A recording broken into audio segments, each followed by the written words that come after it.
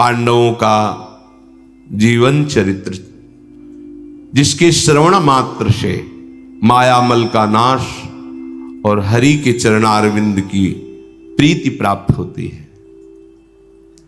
मार्कंडेय जी ने युधिष्ठिर जी के इस प्रश्न का उत्तर दिया कि क्या जैसे पतिव्रता द्रौपदी जी ने कष्ट प्राप्त किया, ऐसा और किसी ने प्राप्त किया क्या? तो सावित्री जी का पावन चरित्र, सत्यवान सावित्री का आपने सुना। जब ये चरित्र पूरा कह चुके तो दृष्टि पड़ी युधिष्ठिर जी पर, तो प्रश्न नहीं कर रहे थे, जल रहे थे अंदर से। मार्कंडेय जी ने सूक्ष्म दृष्टि से देखा कि इस महापुरुष के हृदय की जलन का कारण कर्ण है, क्योंकि धनुर्विद्या में बढ़े चढ़े जितने अर्जुन थे उनसे कम कर्ण नहीं थे। भगवान परशुराम जी के द्वारा समस्त धनुर्विद्या का उनको ज्ञान था।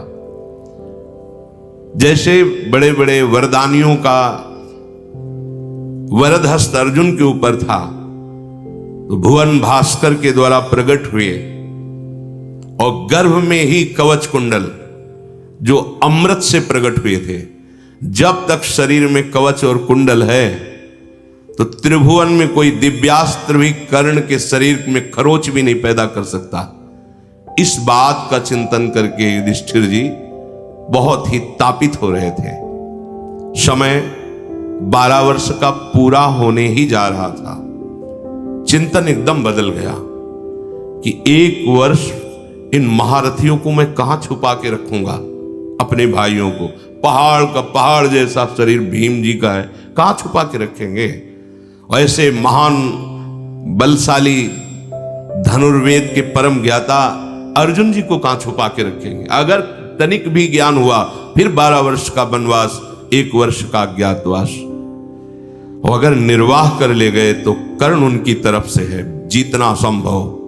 जब तक कवच कुंडल है वो मारा नहीं जा सकता, और वो मारा नहीं जा सकता तो किसी की ताकत नहीं कि कौरवों को परास्त कर सके।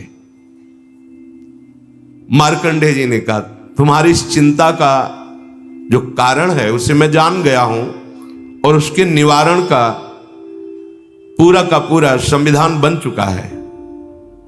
आपको पता नहीं, मैं दिव्य दृष्टि से देख रहा हूं। तुम्हारा 12 वर्ष का समय पूरा होने वाला है।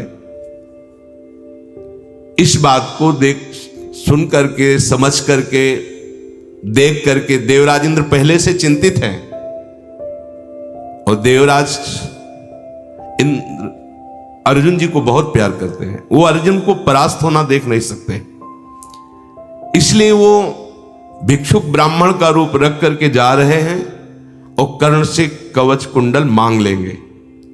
तुम चिंता मत करो महाराज, मैं ये सुनना चाहता हूं, क्योंकि ये वनवास में है और वो हस्तिनापुर में। मार्कंडेय जी सुना रहे हैं। देवराज इंद्र की सभा में ही भुवन भास्कर भगवान बैठते हैं, क्योंकि वो देव सभा है।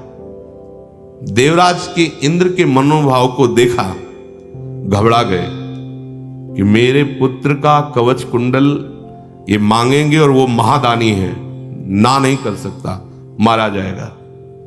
और मेरा पुत्र पराभव को प्राप्त हो, ऐसा ठीक नहीं। अंशुमाली भगवान भुवन भास्कर सूर्यदेव पुत्र स्नेहवश दया भाव से युक्त होकर के रात में जब कर्ण अपनी सुखद शैया पर सोया हुआ था, तब एक ब्राह्मण का रूप धारण करके आए। महान तेज चमक रहा है और कहा, सत्यधारियों में श्रेष्ठ कर्ण, मेरी बात सुन। मैं सौहार्दवश तुम्हारे पास आया हूं और हित की बात कह रहा हूं। देवराज इंद्र पांडवों का हित करने के लिए तुम्हारे पास भिक्षा मांगने आ रहे हैं ब्राह्मण के रूप में। वो तुम्हारे दोनों कुंडल और कवच मांगेंगे, तुम्हारी दानशीलता विश्व में प्रसिद्ध है कि तुम्हारे मुख से ना नहीं निकलता। मुझको भी पता है। और सत्पुरुषों का स्वभाव ऐसा ही होता है कि वो मांगने पर सोचते नहीं कि मेरा क्या होगा, दे ही देते हैं। बिना विचार किए दे देना तुम्हारा भी स्वभाव है। कभी तुम्हारे मुख से ना नहीं निकला है। इसी स्वभाव का लाभ लेने इंद्र आ रहे हैं। उनके मांगने पर तुम्हें नहीं देना, मेरी बात मान लो, कवच कुंडल नहीं देना। तुम प्रणाम करना, अनुनय विनय करना और मेरी बात को मान लेना। टालते रहना, वो मांगे तो उनको टालते रहना। उनसे कहना तुम्हें रत्न चाहिए और धन चाहिए, ब्राह्मण देवता तुम ले लो, पर कवच कुंडल नहीं दे सकता। कारण ये मेरे द्वारा प्रदत्त किए हुए कवच कुंडल हैं, ये अमृत से प्रकट हुए हैं। जब तक ये तुम्हारे शरीर पे रहेंगे तुम अबध्य हो। ब्रह्मा की बनाई हुई सृष्टि में कोई तुम्हें नहीं मार सकता।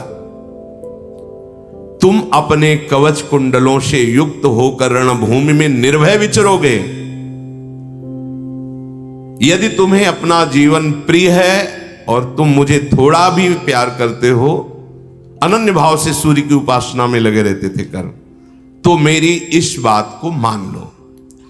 कर्ण ने पूछा, इतना प्यार दिखाने वाले आप कौन हैं? इतना प्यार कोई ब्राह्मण आके तो नहीं दे सकता जैसे आप बोल रहे हैं। कौन है? यदि उचित हो तो आप अपना परिचय दीजिए। ब्राह्मण वेश में कौन आप ऐसी अमृतमयी वाणी, हितकर वाणी कह रहे हैं? कहा, तात मैं सहस्त्रांशु तेजो में सूर्य के नाम से जाना जाता हूं। तुम हमारे भक्त हो, उपासना करते हो, तो तुम्हारा अहित हम नहीं देख सकते। तो फिर हरि कैसे देख सकते हैं अपने भक्त का हित, जिनके एक अंश से भुवन भास्कर प्रकाशित वो प्रभु। इसीलिए दृढ़ विश्वास रखो, जो हरि शरणम, तो दृढ़ विश्वास रखो। कभी कोई अमंगल नहीं हो सकता। ऐसा हम नहीं कहते कि विपत्ति नहीं आएगी, दुख, अमंगल नहीं हो सकता।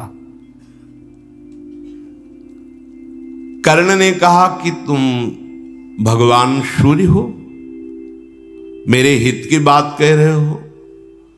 प्रभु आप वरदायक देवताओं में श्रेष्ठ हैं। मैं आपसे प्रार्थना करता हूं कि मेरी बात सुनकर आप नाराज मत होना, प्रसन्न रहना। आप मेरा प्रिय करना चाहते हैं, पर मेरा व्रत, मेरा नियम, इससे मुझे कोई विचलित नहीं कर सकता।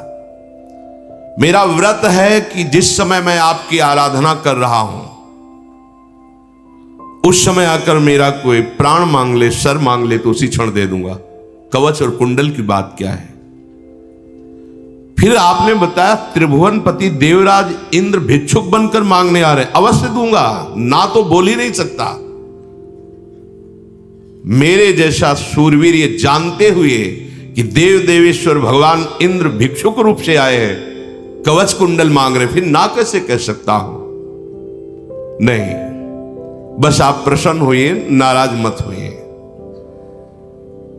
जो धर्मात्मा पुरुष होता है, संग्राम में कोई भय करके उसके पास आ जाए और कहते जीवन रक्षा करो, तो अपने प्राण दे सकता है, लेकिन उसकी रक्षा करने में चूक नहीं करेगा।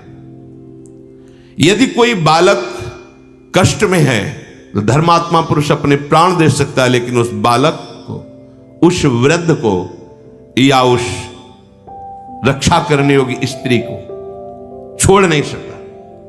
कोई सता रहा है किसी माई बहन को, आप स्वस्थ हैं, आप जवान हैं, आप देखते हुए चले जा रहे, तुम्हारे पुण्य नष्ट हो जाएंगे। कोई बालक विपत्ति में फंसा, कोई वृद्ध कष्ट को प्राप्त हो रहा है, धर्म है आप उस समय अपना कार्य छोड़िए और उसकी रक्षा कीजिए। इसलिए हे देव, मैं ब्राह्मण वेशधारी भिक्षुक इंद्र को अवश्य भिक्षा रूप में कुंडल और कवच दूंगा।